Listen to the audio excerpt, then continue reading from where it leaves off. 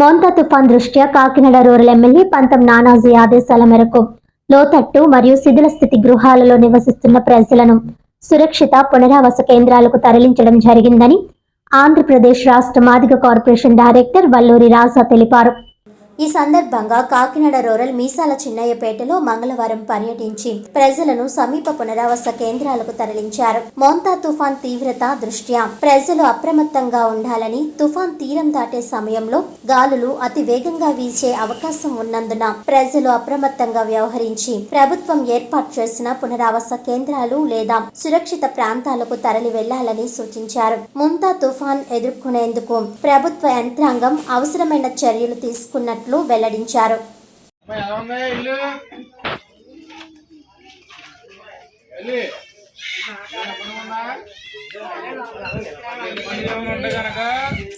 సురక్షితమైన ప్రాంతాలు ఏర్పాటు చేశారు.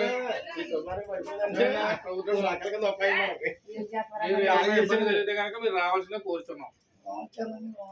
అదే అన్నారు, వాళ్ళు చేసిన బిల్డింగ్ కూడా ఇబ్బందిగా ఉంది కాబట్టి మీరు సురక్షితమైన ప్రాంతాలకు వచ్చి పిలవలేక ఉన్నారు. మీరు వచ్చారనుకో మీకు తగిన ఏర్పాట్లు మేము చేస్తాం. నా పేరు వల్లూరి రాజా, ఆంధ్రప్రదేశ్ ఎస్సీ కార్పొరేషన్ డైరెక్టర్ని. మా కాకినాడ రూరల్ ఎమ్మెల్యే గౌరవశ్రీ పంతం నానాజీ గారి ఆదేశాల మేరకు మోంతా తుఫాన్ కారణంగా చాలామంది ప్రజలు సురక్షితంగా ఉండాలనే ఉద్దేశంతో మరి ఈరోజు కాకినాడ రూరల్ మండలం తోరంగి మేసాల చిన్నపేట గ్రామంలో కొన్ని శిథిలమయ్యి పడిపోయే అవస్థలో ఉన్న ఇళ్లను ఖాళీ చేయించి అక్కడ ప్రజలను సురక్షితమైన ప్రాంతాలకు తరలించడం జరిగింది. మరి ఈ మోంతా తుఫాన్ కారణంగా ప్రజలు ఏ విధంగా ఇబ్బందులు పడకుండా ఉండాలనే ఉద్దేశంతో మరి ఈరోజు ఈ కార్యక్రమాలు చేయడం జరిగింది.